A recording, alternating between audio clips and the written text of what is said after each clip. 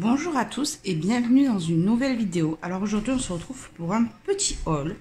Aujourd'hui je suis allée dans mon magasin préféré, Rougier et Play. Et j'ai fait quelques petits achats parce que je suis pas quelqu'un qui fait les choses à moitié, je crois. En ce moment je fais beaucoup d'achats parce que pendant le confinement j'ai rien acheté.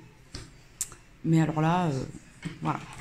Donc j'ai commencé par prendre ça. C'est le dernier achat que j'ai pris et je le regrette pas du tout. Je crois que c'est mon achat préféré d'aujourd'hui. C'est un range-crayon pour mettre sur le bureau. J'ai payé ça 13 €. Il y a 68 trous. Donc pour faire mes encours, je vais ranger mes petits crayons dedans. Ça va top. Vous voyez, ça tient super bien. C'est assez costaud. C'est du bois résistant. Donc je pense que sur Amazon on peut trouver ça beaucoup moins cher. Mais là, vraiment, c'est du bois, voilà, c'est costaud, ça ne bougera pas, on a des beaux crayons. Donc, j'estime que, voilà, il faut les mettre dans du matériel résistant. Parce que si tu mets du plastique et ça ne tient pas, qu'il y a tout qui tombe, tu casses tes lignes, c'est pas mieux, quoi. Donc, j'ai pris ça, j'ai payé ça 13 €. Parce que j'ai un petit bureau et que je me suis dit ça pourrait être pas mal. Une fois ouvert en entier, bien droit. Hop, soit comme ça en long, soit comme ça, et puis on fait son dégradé, ces différents dégradés, ça peut être top. Franchement, comme là je suis en train de tout retrier dans mon bureau, je vous tourne des vidéos de tous mes livres de coloriage, j'aimerais tourner après tout mon matériel, ça va me permettre de tout trier, je me dis, et comme j'ai un petit bureau, de tout réorganiser à la fin, donc ça, franchement, je pense que c'est pas mal. Ensuite, je me suis pris cette gomme, la gomme Tombow. Ça faisait longtemps que je voulais une petite gomme. Alors, je sais qu'il y a la Faber-Castell, mais je pense que celle-là est beaucoup plus précise. Pour comparer, ça, c'est la Derwent. Et à côté, vous avez la Tombow. Voilà, c'est tout petit. Vraiment c'est top, c'est vendu avec 2 recharges et j'ai payé ça 6,25 €. Alors après j'ai demandé au vendeur parce que je n'avais pas trouvé de recharge dans le magasin directement, sinon j'en aurais pris un petit peu, histoire d'avoir quand même pas ça à penser, on va dire. Je lui ai demandé s'il avait des recharges. Ils m'ont dit que rarement ils avaient des recharges et que ça partait plutôt vite. Je me suis dit, écoute, je regarderai sur un magasin comme le Géant des Beaux-Arts, je sais que j'en trouverai, ou sur Amazon. Je sais que la prochaine fois que je fais une petite commande, là je compte faire une commande en août pour les prochaines sorties de livres. Il y a quelques livres qui m'intéressent, donc je pense que je regarderai s'il y a des recharges à ce moment là et on commandera histoire d'être tranquille. Ensuite je me suis pris des Lumocolor permanent blanc.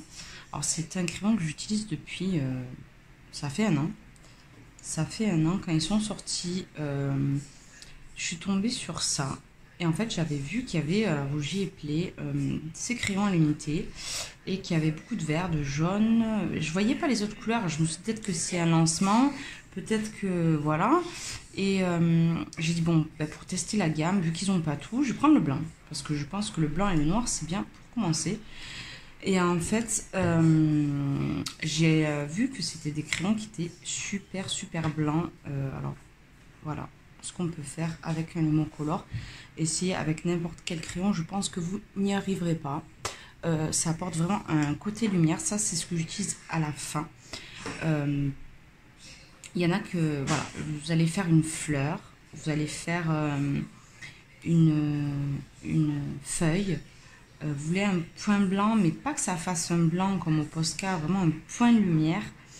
Avec ça, ça marche. Je rattrape mes effets poils blancs avec, j'ai rattrapé énormément de choses. J'en suis à mon 3e et le 3e il est comme ça. Là c'était l'avant-dernier et l'autre il est déjà mort. Donc les blancs, je les use très vite. Là, ça c'est mon 3e drawing aussi. Voilà, donc là, je me suis repris le Lumocolor. Je les ai payés 2,10 € à l'unité. Quand j'y vais, ben, là, j'ai vu la dernière fois qu'il était à la moitié. J'ai dit, écoute, prends-en 2 d'avance. J'ai une petite boîte de crayons d'avance comme les Drawing, où j'ai tous les effets bois d'avance. J'ai des blancs d'avance et des noirs. J'ai quelques couleurs que je me suis trompée dans des gammes où je prends à l'unité. Je me suis dit, ça fera toujours d'avance, c'est pas très très grave. Ensuite, je me suis pris de l'aquarelle de chez Van Gogh. Je trouve que leurs aquarelles sont vraiment pas mal, rapport qualité-prix. Alors, je sais que les palettes existent complètes, mais je suis quelqu'un qui, en fait, comment dire, aime acheter petit à petit, même si au final ça revient plus cher. J'ai du mal à, par exemple, je me suis jamais acheté les polychromos d'un coup, j'ai jamais mis 200 € dans une gamme de crayons. Je préfère y aller petit à petit, surtout que moi je travaille dans la restauration et qu'il m'arrive d'avoir des pourboires. Et quand j'ai pas mal de pourboires, ben, je les utilise pour mon petit plaisir. Et je me prends quelques trucs à l'unité. Alors oui, au final ça revient plus cher que d'acheter une palette, mais c'est aussi psychologique, je crois, que de faire comme ça. Enfin bref, je me suis pris donc 6 aquarelles. Je me suis pris le bleu-violet. Donc c'est, je voulais un violet vraiment, voilà, dans cette gamme, il n'y a pas énormément de violet. C'est le seul. Il y a énormément de rose, je trouve, même un peu trop. Et puis celui-là, vraiment, et puis je crois qu'il est, comment ils mettent ça, blend, ça peut être très foncé, puis vous le blendez, voilà, ça garde quand même sa couleur et ça devient, c'est très pigmenté en fait. Je trouve qu'elles sont très pigmentées, celle-ci, et voilà, je l'ai pris parce que il me fallait du violet et que je voulais pas prendre des senneliers, donc j'ai pris celle-là. Je vais y arriver. Ensuite, je voulais prendre le Prussian Blue, mais je l'avais pas. Donc du coup, je me suis pris le turquoise bleu, celle-ci. Voilà, j'aime bien le bleu. Mes fonds en général, je les fais bleu, violet ou vert. Donc, vous doutez bien que j'ai pris du vert. Et là, je suis partie sur le turquoise. J'ai pris celui-ci et celui-ci. Donc, c'est le Viridian et le Phthalo Green. Franchement, bon là, après, c'est un... Comment ils appellent ça? Une brochure de présentation. Donc, après, sur le papier, c'est pas tout à fait pareil, mais c'est assez ressemblant. Vraiment, après, la photo est peut-être arrangée, hein, mais vraiment top. La prochaine fois, je me prendrai vraiment un vert. Je vais me prendre celui-ci que je trouve très très beau. Et puis voilà. Et pour finir, j'ai pris le Oxide Black. Donc c'est une aquarelle à effet, un peu comme les pas interférences. C'est les crépuscules, c'est le Dusk vert que je vous avais dit la dernière fois que j'ai utilisé pour un fond.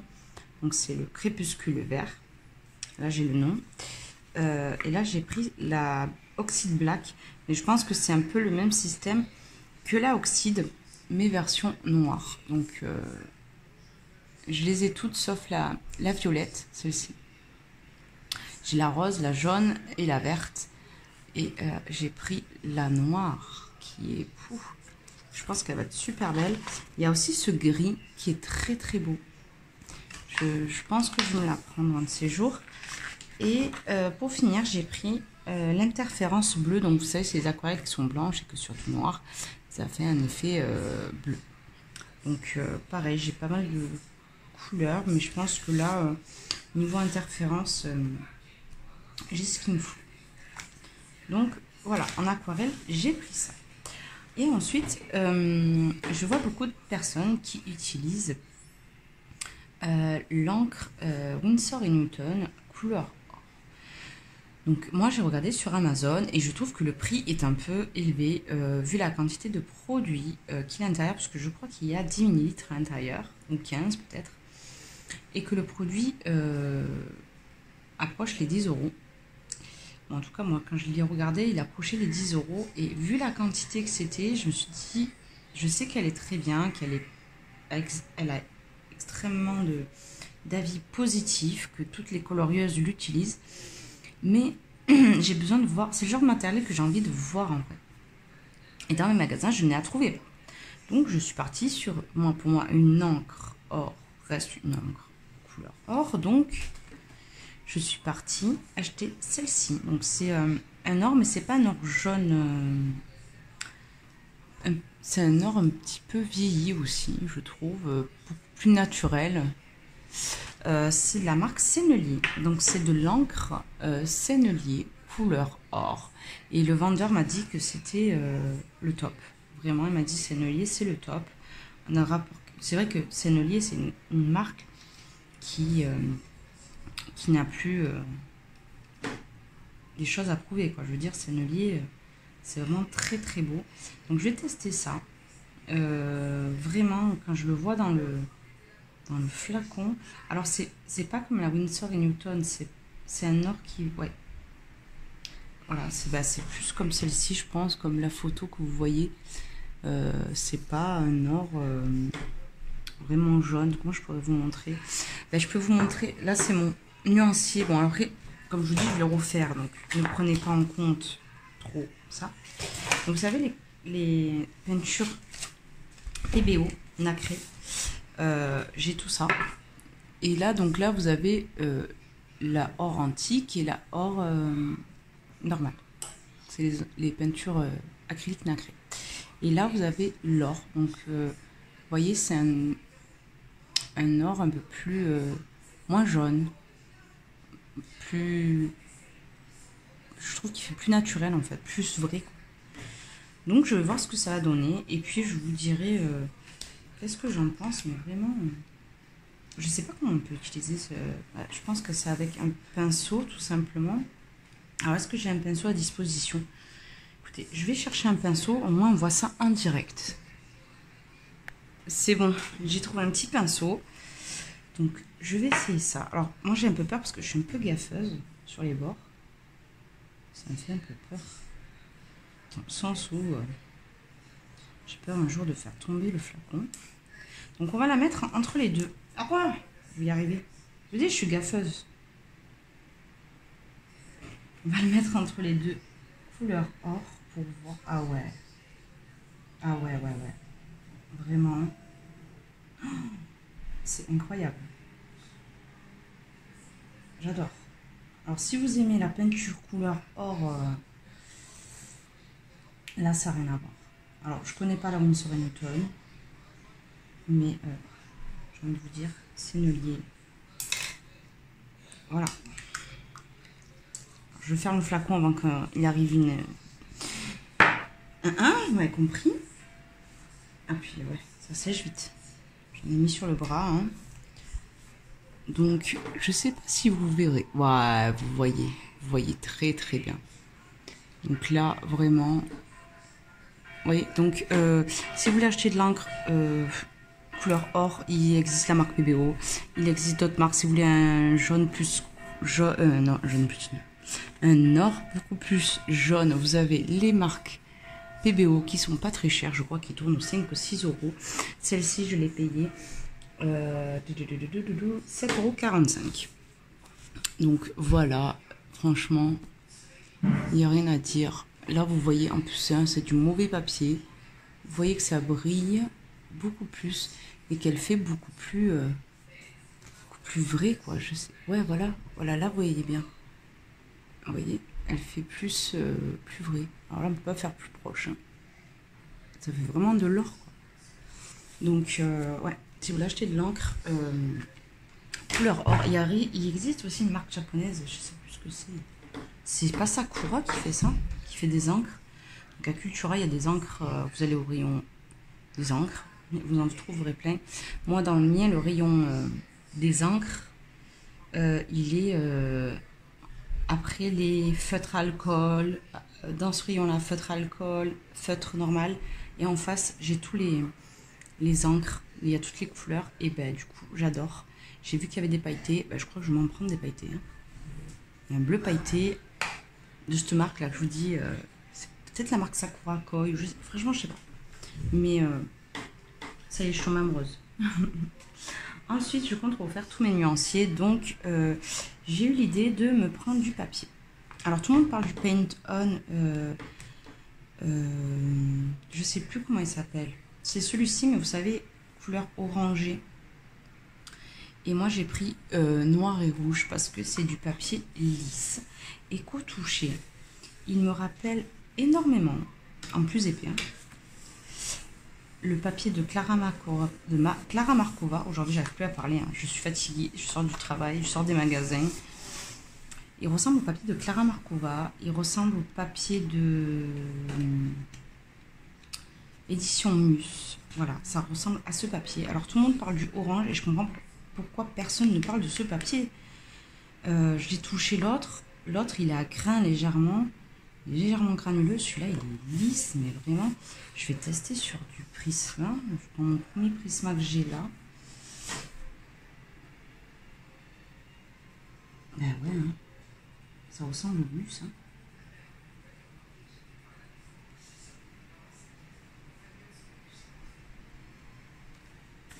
Il est top. Hein. Voilà, sur un petit bout comme ça, c'est difficile aussi de se dire si c'est mieux l'un ou l'autre, mais moi personnellement je préfère colorier sur du papier lisse, et si je devrais prendre du papier pour imprimer, je prendrais celui-ci et pas le orange Pantone, je prendrais lui. Celui-là me convient beaucoup plus, je pense. Après je verrai, mais franchement, qu'est-ce qu'ils disent? Donc il fait 250 grammes, il y a 25 feuilles, je l'ai payé dans les 3 euros. 3,95 €, il y a 25 feuilles, donc papier blanc lisse 250 grammes, idéal pour le dessin de précision. Il conviendra parfaitement au dessin au crayon, fusain, feutre, ainsi que pour les techniques à l'encre, la gouache et l'acrylique. Donc je pense que celui-ci est idéal pour nous. Vraiment, on dirait le Clara Markova, hein, et le Mus. En termes de douceur et de... Vraiment, je me le prendrai pour imprimer s'il passe, hein, parce que 250 grammes, je ne sais pas s'il passera dans mon imprimante.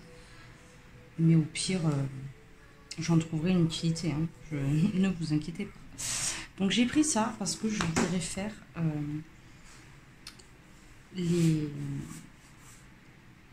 Comme je colorie du Disney, maintenant j'aimerais faire mes combos de couleurs Disney avec un dessin de la princesse. Et après, ce que je compte faire, c'est plastifier. Et j'ai trouvé ça. Donc ça, j'ai payé les pochettes 2,15 €. Donc c'est des pochettes plastifiées qu'on peut également refermer. Protège pour l'exposer, vaporiser, conserver.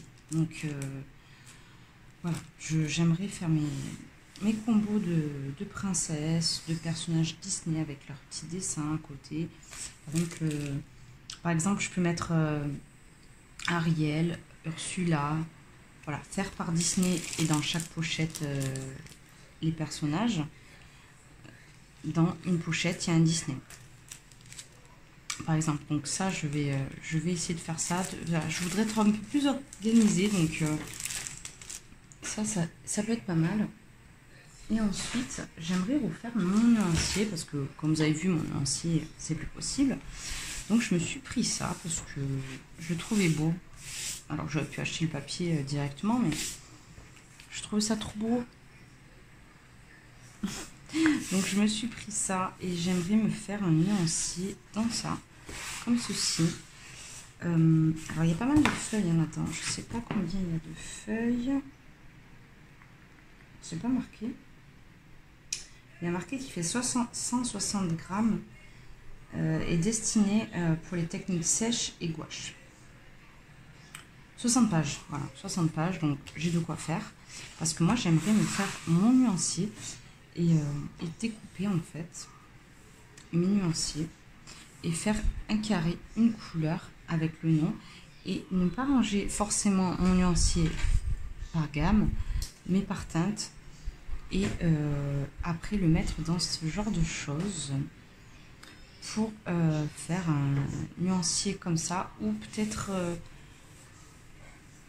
je sais pas, tout recoller au propre dans un cahier, ou je sais pas. Moi j'ai eu dans l'idée de découper, de faire des carrés de couleurs, de ranger par couleur. Donc j'ai pris des petits cercles comme ça, en mettant toutes mes gammes, et du papier comme ça pour tout plastifier au propre. De découper et de plastifier chaque petit carré, de prendre une petite perforeuse et de mettre mes petits nuanciers à l'intérieur. Et ça me fera un nuancier donc par couleur et non par gamme. Et après refaire un nuancier par gamme et faire comme Colo Isera a fait, ou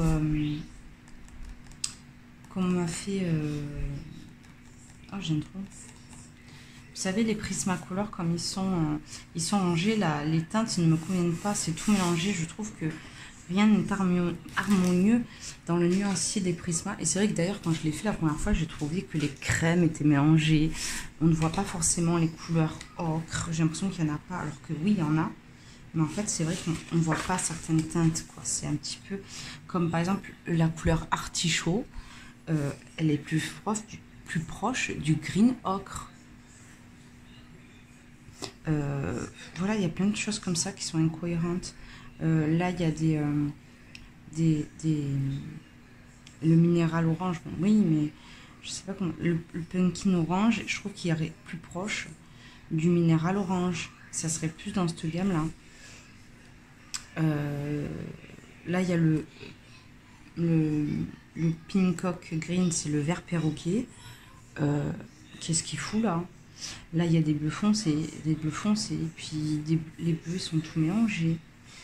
Voilà, c'est pas du tout bien rangé, effectivement. Quand elle a dit une vidéo qu'elle avait fait ses nuanciers comme ça, j'ai trouvé que c'était beaucoup plus cohérent. Donc moi, déjà, faire un nuancier pas par gamme, mais par teinte, c'est quelque chose que j'aimerais faire, parce que moi, je mélange toutes les marques.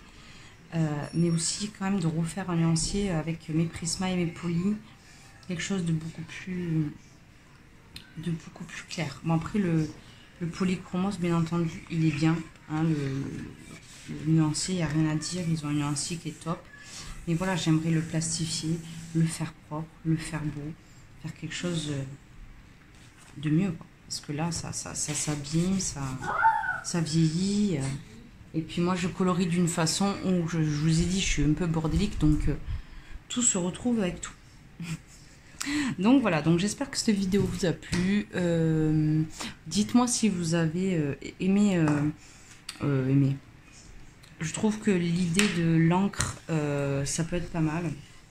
C'est vrai que tout le temps on parle de la Winsor & Newton, mais il n'y a pas que celle-là. Je trouve que ça, c'était un achat super bien. Mes aquarelles... bah, c'est pour compléter ma gamme. Le range crayon que j'adore. Franchement, ça c'est un truc que j'ai adoré. Et ma tombeau que je cherchais depuis longtemps. Et puis le papier Pantone Mélis. Je trouve que c'est beaucoup mieux. Et puis voilà. Bon, ça m'a fait une jolie petite facture à la fin. Mais j'en achèterai pas plus ce mois-ci. Là, j'en ai eu pour 60 €. Et voilà, donc... Voilà, dites-moi quel matériel vous avez. Si vous avez un truc intéressant à me dire, si vous avez une encre d'une autre marque que la Winsor & Newton, laquelle c'est, comment elle est. Et puis, au niveau des aquarelles, si vous avez des aquarelles à me conseiller, un petit peu comme l'interférence avec des effets. Voilà, j'aimerais bien trouver des aquarelles avec des effets, mais pas forcément commandées sur des sites chinois comme AliExpress ou des choses comme ça. Même s'il faut aller au Géant des Beaux-Arts, ben, je me déplacerai. C'est un peu loin, mais c'est pas non plus à 500 km. Mais voilà, il faut y aller quand même exprès pour. Et si vous avez des sites à me conseiller aussi pour acheter les gommes Tombow, ben je prends. Et puis voilà, j'espère que ça vous a plu. Je vous remercie et j'espère que vous avez passé une excellente journée. Dites-moi ce que vous avez acheté ce mois-ci aussi. J'ai envie de savoir ce que vous avez acheté. Allez, passez une bonne journée. Au revoir.